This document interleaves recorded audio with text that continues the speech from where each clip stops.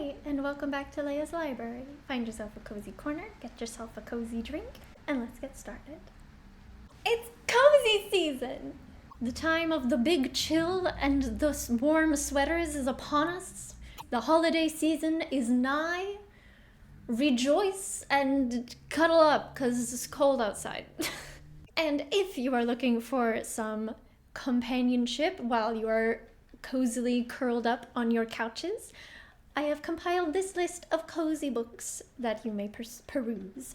What I mean by a cozy book is a book that makes you feel all warm and fuzzy inside, and stakes are pretty low, and even if there are stakes, the way it's written, you just know it's gonna end well. So it's just nice. We're just here to have a nice time with big sweaters and cozy blankets and hot chocolate. Or tea.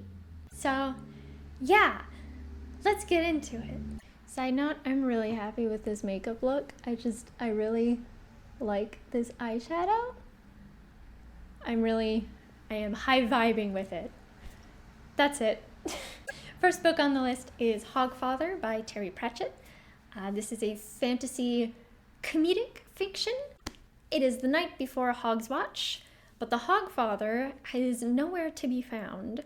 Instead, he's been replaced by none other than Death himself. It's up to Susan, Death's long-suffering granddaughter, to figure out why her grandfather has taken the Hogfather's place. Not only is this an incredibly cozy book, it is also the perfect Christmas time book because the plot centers around the in-universe equivalent of Christmas, which is Hog's Watch. This book is so charming and so funny. Terry Pratchett's humor is just so top-notch. I love it so much. And on top of being very charming and super wholesome, there's also this beautiful reflection on how belief is intrinsic to human nature, and how beliefs can evolve, but at the core of it, there's just a belief that every person needs to have, a belief in something in order to keep going, to keep them going through the darkest times. And I was not prepared for that deep of a revelation, but dang, did it hit, and I loved it so much.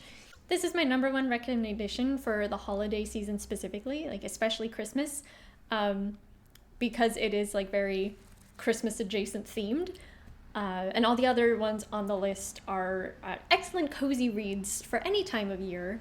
But since we are in cozy season, they're very appropriate right now. But this one is specifically the most cozy holiday book. So yeah, you should read it if you haven't, if you haven't yet.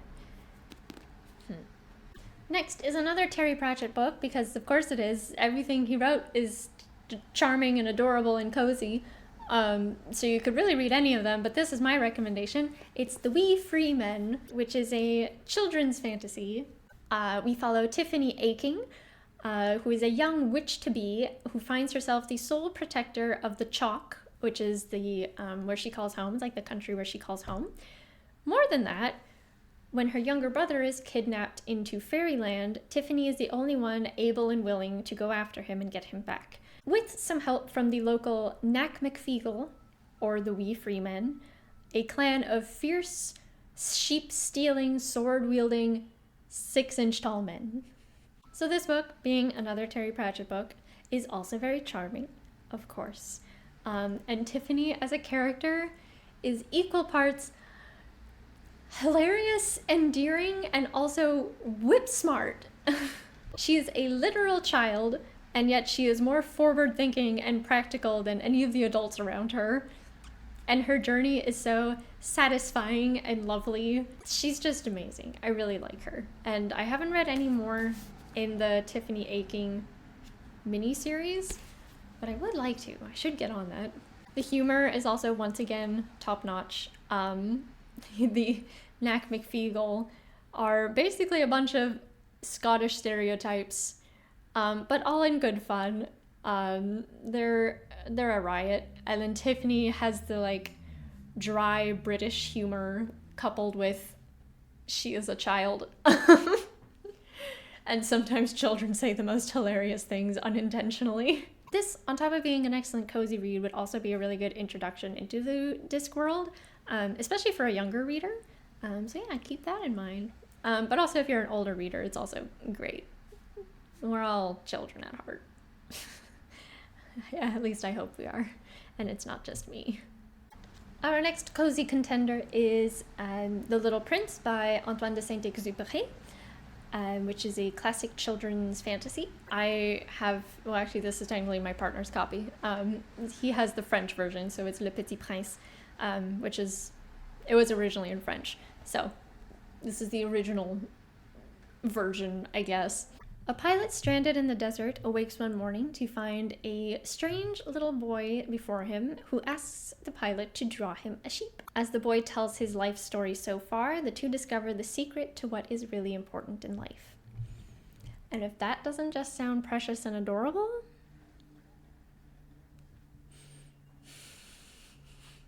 it's so much better. I read this for the first time my first year of high school, and I haven't read it since, but there are things that still stick with me to this day, and I may not have even fully understood them at the time because I was like 13. But the more I think about them, the more I get out of them. This book definitely falls under the category of, oh, it's so cute, wait, why am I crying? There are so many lovely life lessons in it, and it's very light and easy to read, and it also, depending on the version you get, I think most versions have little illustrations in them that are really cute. So yeah, it's just a really good experience all around. Reading it is just such a lovely experience. Also, anything about the little fox makes me bawl internally. I love him so much. If you've never read this book, I do strongly recommend it, especially if you can read it in the original French. But if you can't, the English translation, I'm sure, is just as good. Don't worry about it. The important thing is that you read it, because it is truly something very, very lovely and something very nice to curl up with. And it's very short too, so you could probably read it in one sitting, depending on how long you're sitting for, I guess. But yeah, very strongly recommend. Next on the list is The Boy, the Mole, the Fox, and the Horse by Charlie Mackesy, which is a children's graphic novel. It is about 4 unlikely friends who meet in the woods and explore the thoughts and feelings that unite us all as they try to find their way home. Doesn't that sound precious? This book is unreal in how precious and how beautiful it is. If you'd like to read it with me, I do have a read with me video where I read the whole thing in one sitting, and I show off some of the truly breathtaking artwork that's also in it. So check that out if you're interested. I find this book very similar to Le Petit Prince, or The Little Prince, sorry. Both of them kind of have this like meandering through a life and finding little life lessons. But Le Petit Prince has more of a plot, whereas this, there isn't a plot at all. It's more of a collection of thoughts and observations and some beautiful imagery to go along with it. It always makes me want to cry in like a really good way. It's so sincere and just so heartbreakingly resonant. I don't even think that makes sense. It just like, it resonates so much in my soul, and I strongly doubt I'm the only one who thinks that. So yeah, I give it a read sometimes when I'm feeling kind of down and need a little pick-me-up, and it always cheers me up a little bit. And again, it is quite short, and most of the pages only have a couple words on them. So yeah, also also easy to get through in one sitting. Next on the list is Kiki's Delivery Service by Eiko Kadono, which is another children's fantasy.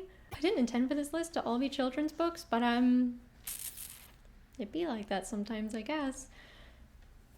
So Kiki's Delivery Service is about a young half-witch named Kiki, who turns 13 and embarks on a journey to live in a new town all by herself for 1 year, as per witch custom. So when a witch comes of age at the age of 13, this is her coming of age tradition that she is supposed to fulfill. I cannot stress enough how cute this book is. Really everything about it, like the cover is so adorable. The way it's written is very like easily accessible for younger readers, but also still rings true for older readers. It's very endearing. Every chapter is about a new delivery that Kiki does and the life lesson that she learns along with it. And again, it's also very light and easy to read. If you're looking for something nice to curl up on the couch with under a big pile of blankets with some hot chocolate.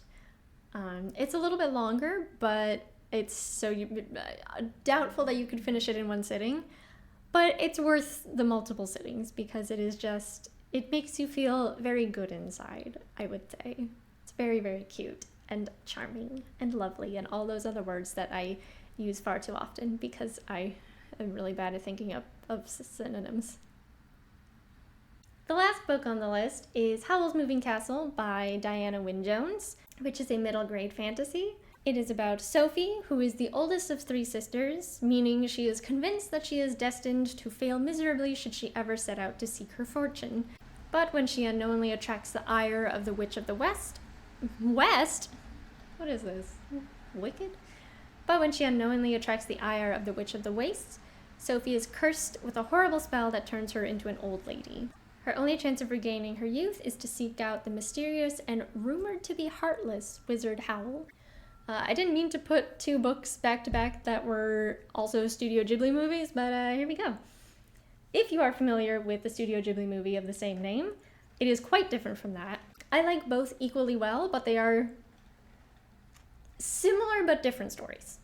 Someone once described it as the film is from Howl's perspective and the book is from Sophie's perspective, and that's just so perfect, and I love that, and that's fully what I choose to believe now.